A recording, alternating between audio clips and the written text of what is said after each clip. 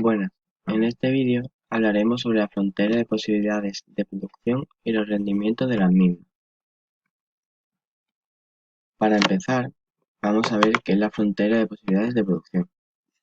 En ella se refleja las cantidades máximas de bienes y servicios que una sociedad es capaz de producir en un determinado periodo y a partir de unos factores de producción y unos conocimientos tecnológicos, los cuales son la cantidad de otros bienes que se producen, la cantidad disponible de factores y la tecnología existente. A continuación les muestro qué hay en la frontera de posibilidades de producción. Para empezar, solo existen dos bienes, el bien X y el bien Y. En la producción de dichos bienes solo se utiliza el factor trabajo. Además, existe una cantidad de trabajo fija, la cual es el número de trabajadores. Y por último, existe una tecnología, que es el conjunto de conocimientos, la maquinaria, etc., que determina la cantidad máxima de cada bien que se puede obtener a partir de una determinada cantidad de trabajo empleado. A continuación, vamos a ver una gráfica y una tabla que representa la frontera de posibilidades de producción, en la cual podemos ver cómo hay dos bienes, los cuales dependen de la cantidad que se produzca de cada uno. Es decir, si producimos 0 del bien X, podemos producir 10 del bien Y. O, otro ejemplo, si producimos 1 del bien X, obtendremos 9 del bien Y. Con esto, doy paso a mi compañera, que va a explicar los costes de oportunidad, su comportamiento y la fórmula matemática. El coste de oportunidad es aquel al que renunciamos al elegir una opción en favor de otra. Un ejemplo puede ser que tus padres te den 10 euros para el fin de semana y que tú tengas que decidir entre irte con tus amigos al cine o irte de fiesta. En este caso, solo puedes escoger una cosa y dejar de lado las demás.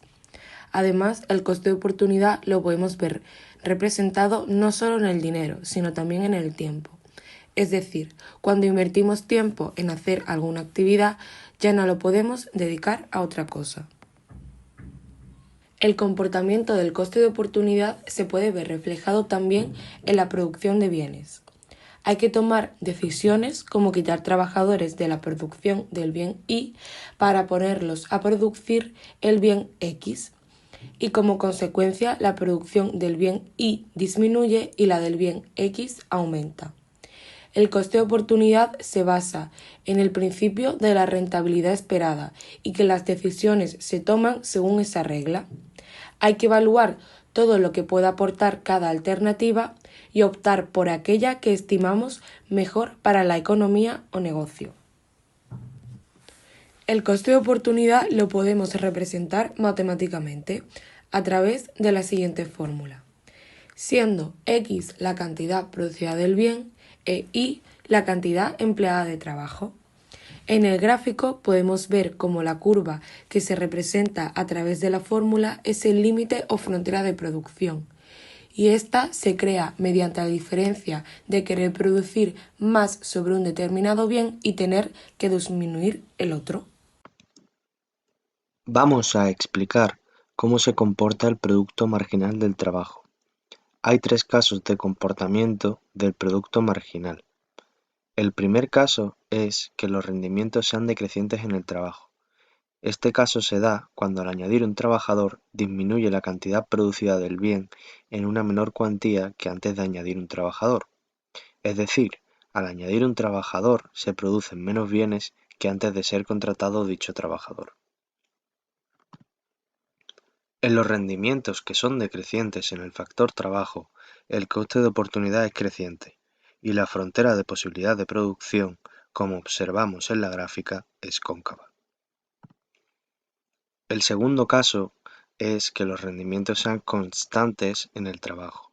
Esto ocurre cuando al añadir un trabajador, la cantidad producida del bien es la misma que si no hubiéramos añadido dicho trabajador. Por tanto, se producen los mismos bienes al añadir un trabajador más a la producción. En los rendimientos que son constantes en el factor trabajo, el coste de oportunidad es constante y la frontera de posibilidad de producción, como vemos en la gráfica, es lineal. El tercer caso es que los rendimientos sean crecientes en el trabajo.